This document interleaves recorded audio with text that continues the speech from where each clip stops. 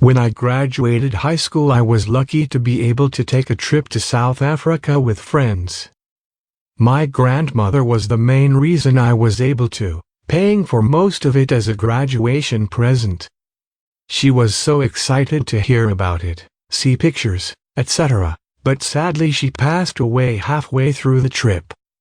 On her deathbed she told my parents to keep everything a secret because she didn't want to ruin the rest of the trip. Didn't get to go to the funeral. I'd been dating a girl for 2 years before she moved to Europe. I'm from the US. We kept it going another year, hoping we'd find a way to get to the same place together, but then she ghosted me. Still don't have an explanation.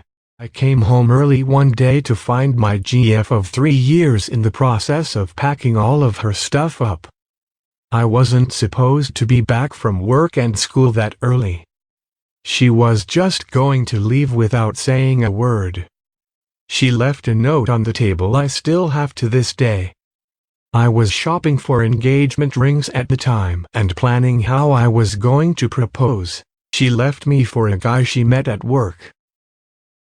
I watched my husband die in front of me and I will never be the same person. I saw his chest stop moving, then his pulse in his neck stop, and then his pupils just poof dilate. He was lying on the floor in the hospital because I wasn't strong enough to get him into his bed when he collapsed. I never want to remember it, but I never want to forget it. I want to remember every moment I had with him, even the shitty ones, because it's a bit of him.